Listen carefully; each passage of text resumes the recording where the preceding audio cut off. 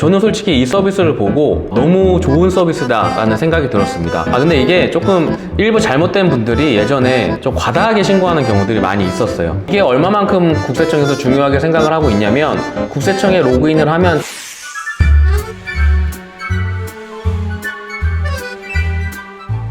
국세청에서 운영하고 있는 홈택스 사이트에서는 올바른 세정 환경을 마련하기 위해서 굉장히 많은 정보를 저희 납세자분들께 제공해 드리고 있습니다. 오늘은 그 중에 한 가지인 부분을 설명을 드릴 텐데요. 실제 이 이름은 복지이음이라는 내용입니다.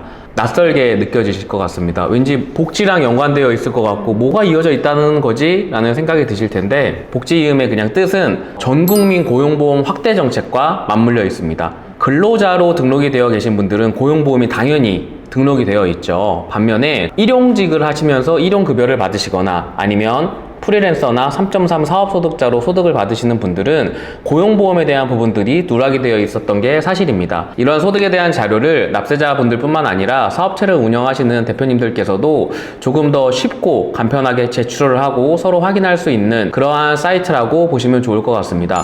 이게 얼마만큼 국세청에서 중요하게 생각을 하고 있냐면, 국세청에 로그인을 하면 첫 화면에 오른쪽 상단에 복지이음이라고 바로 떠 있습니다. 그러면 제가 오늘 대표님들, 일용직으로 급여를 받으시는 분들이나 혹은 프리랜서로 급여를 받으시는 분들이 해당 부분을 통해서 어떠한 부분을 확인할 수 있고 또 이의를 제기할 수 있는지, 근로자분들께서도 연말정산이란 제도를 통해서 실제 내 급여가 얼마 정도 되는지를 1년에 한 번 아마 확인하실 거예요. 그래서 해당 부분까지 안내를 드려보도록 하겠습니다. 실제 사업을 운영하시는 대표님들 입장에서 먼저 설명을 드려볼게요. 대표님들께서도 사업체를 운영을 하시면서 규모가 커지시기 전까지는 일반적으로 본인이 직접 세무신고를 하시는 경우들이 있습니다. 그러다 보니까 인건비 신고를 어떻게 해야 될지가 가장 큰 걱정이세요.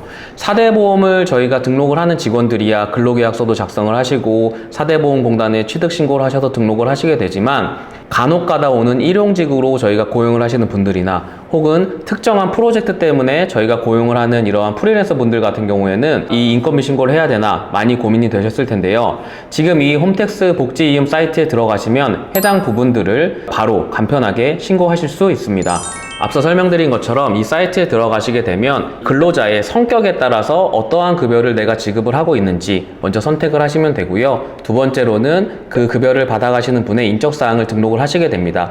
해당 인적사항까지 등록을 하시게 되면 그 분에게 저희가 얼마를 지급했는지, 그 부분까지 입력을 하게 되고요. 해당 부분을 비용 처리를 받게 되는 과정이라고 보시면 좋을 것 같습니다. 여기서 대표님들께서 주의 깊게 살펴보셔야 되는 건 이 사람이 일용직인지 아니면 프리랜서인지 이 두 가지 구분을 주의 깊게 꼭 살펴보시길 바라겠습니다. 왜냐하면 소득을 받으시는 분 입장에서는 일용직과 프리랜서가 세금 계산하는 방식이 다르기 때문에 그 부분은 꼭 다시 한번 염두에 두시길 바라겠습니다.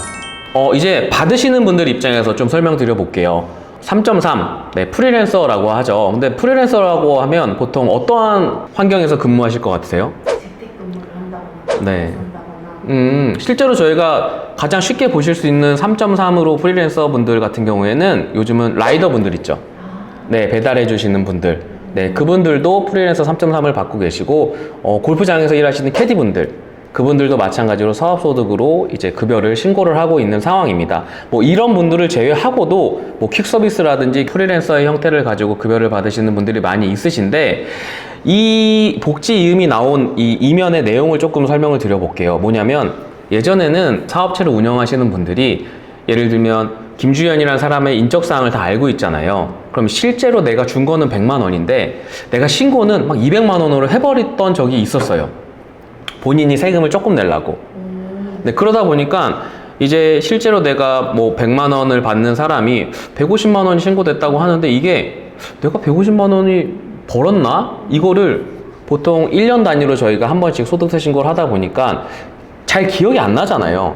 그래서 그냥 우야부야 넘어갔던 적이 있었는데, 이 복지이음 사이트를 3.3 프리랜서로 일하시는 분들은 꼭 확인을 해보셔야 합니다. 예전에는 저희가 실제로 받은 금액과 신고된 금액이 차이가 나면은 세무서에 찾아가서 해당 서류를 제출을 해야 되고, 해당 회사와 분쟁 조정을 통해서 실제로 지급받은 금액이 얼마인지 이러한 절차들이 있었던 반면에, 지금은 홈택스 사이트에서 버튼 하나만 누르시면 바로 해당 급여에 대해서 부인이 내가 이 돈 안 받았다라는 의사표시를 바로 하실 수 있습니다. 이게 왜 중요하냐? 3.3 프리랜서 분들 같은 경우에도 매년 1년에 한 번씩 소득세 신고를 하셔야 돼요. 근데 내가 받지도 않은 돈을 과다하게 신고가 돼서 내가 나중에 내야 될 세금을 더 많이 내야 된다라고 하면 이건 불합리한 일이기 때문에 반기별로, 그러니까 상반기에 하반기에 한 번씩 꼭 위 내역을 확인을 하시길 바라겠습니다. 일용직으로 일을 하시는 분들도 해당 사이트에 들어가시게 되면 매달 내가 어느 회사에서 어떠한 돈을 받았는지가 쫙 나오게 되어 있습니다. 조회만 하시면 바로 나옵니다.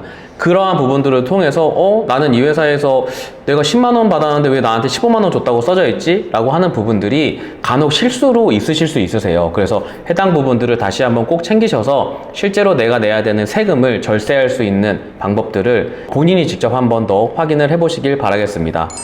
복지음이란 사이트는 실제로 기존에 고용보험에 가입되어 있지 않는 특수고용 형태의 근로자분들의 소득을 조금 양성화하기 위해서 만들어진 사이트라고 보시면 좋을 것 같습니다. 사이트를 통해서 가져갈 수 있는 편의성은 대표님들 입장에서는 조금 더 손쉽게 인건비 처리를 그때그때마다 하실 수 있다는 장점이 있고요. 급여를 받아가시는 근로자분들께는 해당 급여가 내가 매달 잘 받고 있는 건지, 내가 받은 금액과 올바르게 신고가 되고 있는 건지, 이러한 부분들을 이중 체크할 수 있는 부분들이 있습니다.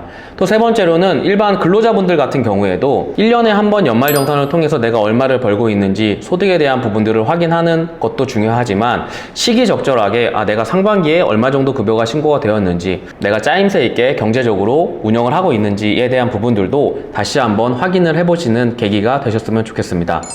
오늘은 국세청에서 운영하고 있는 복지음이란 서비스에 대해서 설명드려 보았습니다. 어떻게 생각을 하시느냐에 따라 다른 것 같아요. 저는 솔직히 이 서비스를 보고 너무 좋은 서비스다라는 생각이 들었습니다. 실제 돈을 지급받는 입장에서도 굉장히 좋은 서비스고요. 돈을 저희가 지급을 해야 되는 대표님들 입장에서도 너무 간편하게 많은 부분들이 변하고 있다는 생각이 들어서 저는 대표님들 뿐만 아니라 여러 분야에 계시는 근로자분들께서도 해당 서비스를 꼭 한번 조회를 해보시길 바라겠습니다. 이게 서비스가 시작이 된 게 작년 8월부터예요. 그러다 보니까 작년 하반기와 올해 상반기에 대한 소득에 대한 자료들을 지금 조회 가능하십니다. 저는 이 서비스가 작년에 이제 나오게 되고 저도 이제 굉장히 많이 이야기를 하고 다니는데 아직까지도 잘 많이 이용을 안 하시더라고요. 뭐 다른 재테크보다도 저희가 실제 얼마에서 시작을 하는지를 먼저 확인을 하는 것도 중요하잖아요.